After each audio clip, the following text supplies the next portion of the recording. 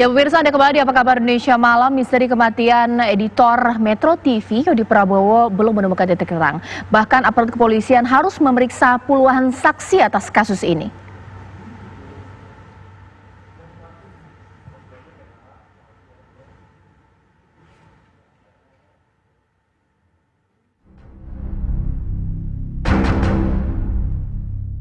Misteri kematian editor Metro TV Yodi Prabowo belum kunjung terkuak. Polda Metro Jaya telah membentuk tim khusus untuk menyelidiki kasus pembunuhan ini. Bahkan ada penambahan jumlah personel. Jumlah saksi yang dimintai keterangan pun bertambah 4 orang menjadi 27 orang. Dan rencananya malam ini 2 orang saksi lainnya akan menjalani pemeriksaan. Kepolisian juga tengah mendalami rekaman kamera pengawas yang ada di lokasi untuk memperoleh petunjuk. Ini sudah 27 saksi yang kita lakukan pemeriksaan. Ya, 27 saksi. Kalau kemarin saya sampaikan 23 saksi, berarti ada penambahan 4 saksi lagi. Apakah kemungkinan akan bertambah lagi saksi yang lain? Ya. Ya, karena ada 2 saksi lagi nanti akan kita panggil lagi. Sementara ini sudah datang, rencana malam ini kita lakukan pemeriksaan, tapi baru 27 saksi yang kita sampaikan. Tim lapangan masih menyusuri. Tadi ada teman dari salah satu media yang ke TKP melihat masih ada anggota di sana. Memang betul. Dari hasil keterangan-keterangan saksi-saksi yang ada, ini yang kemudian tim lapangan coba merangkai. Ya, merangkai misalnya ada keterangan terakhir dari kantornya jam berapa, kemudian kemana, dari keterangan inilah yang kemudian disusuri oleh penyidik. Dan juga di TKP seperti apa. 2 CCTV sudah kita ambil, tapi kita masih dalami terus mencari CCTV yang lain, karena kebetulan mungkin kalau teman-teman ada yang ke TKP melihat situasi daerah tersebut memang sulit untuk kita bisa mendapatkan CCTV yang ada, karena itu adalah daerah yang pinggir danau, pinggir kali ya, jadi sulit. Tapi ada 2 CCTV kemarin waktu kita ambil, kita sudah buka tapi tidak terang, sehingga harus kita masukkan ke lapor untuk bisa dicari lagi atau dibuat terang, kira-kira bisa kelihatan nggak? Karena itu CCTV itu mengarah kepada TKP. Nah, ini yang masih terus didalami oleh tim Puslapor dan juga tim penyidik. Beberapa hari yang lalu, editor Metro TV Yodi Prabowo ditemukan tak bernyawa di pinggir tol Jor Ulu Jami, Pesanggerahan, Jakarta Selatan. Di hasil otopsi, kepolisian menemukan adanya luka tusukan benda tajam.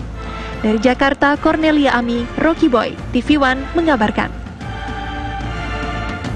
Sudah beberapa hari, namun pelaku pembunuhan terhadap editor Metro TV Yodi Prabowo belum terungkap, bahkan polisi harus memeriksa puluhan saksi atas kasus ini. Pertanyaannya, mengapa hal ini begitu sulit ketika polisi mengungkap siapa pelaku pembunuhan? Untuk menggali hal ini, saya akan tanyakan langsung kepada mantan penyidik Polri, Pak Slamet Pribadi. Selamat malam, Assalamualaikum Pak Slamet. Waalaikumsalam, selamat Daca. Ya, gimana? Pak Slamet, ini begitu menjadi tanda tanya publik ketika misteri kematian dari seorang editor Metro TV ini hingga hari ini belum terungkap. Saksi-saksi yang diperiksa juga begitu banyak, hingga puluhan orang. Pertanyaannya sebenarnya, pelaku ini merupakan profesional atau tidak? Kenapa sulit sekali untuk mengungkap pelakunya? Iya, di dalam TKP itu ada segitiga TKP, ada 3 hal. Pertama, di situ ada tempat dari korban, kemudian tempat tersangka, kemudian tempat alat bukti yang lain. Jadi antara korban, tersangka, dan alat bukti itu harus ada persesuaian antara alat bukti yang satu dengan alat bukti yang lain. Apakah bukti-bukti yang ditemukan oleh penyidik itu berhubungan dengan sebuah perbuatan yang dilakukan oleh tersangka? Ada kalanya begini, bukti itu mudah didapat, tapi kemudian sulit diungkap, ditemukan perbuatannya, siapa pelakunya, karena memang faktor apakah ada persesuaian antara alat bukti yang satu dengan alat bukti yang lain. Minimal ada 2 alat bukti yang cukup, ditambah dengan nantinya dugaan keras seseorang sebagai tersangka dan telah melakukan perbuatan tertentu. Jadi penyidik memang harus profesional tapi seprofesional apapun juga ditunjang dengan keberuntungan. Apakah dengan kemudahan itu bisa mengungkap? Apakah kadang-kadang dengan kesulitan itu justru bisa lebih cepat mengungkap?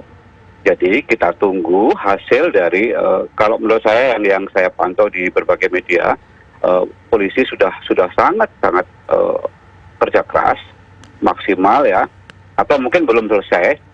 Kita mungkin harus bersabar karena bagaimanapun juga ini menyangkut nyawa, maka polisi pasti akan kerja profesional, akan kerja keras sampai ditemukan titik sambung persesuaian antara alat bukti dengan perbuatan. Itu saja. Baik, Pak Slamet, kalau melihat atas kasus-kasus yang pernah Pak Slamet tangani untuk pemilihan tempat ditemukannya barang bukti pisau, Betul. Sekiranya apakah ini merupakan pembunuhan yang berencana atau seperti apa?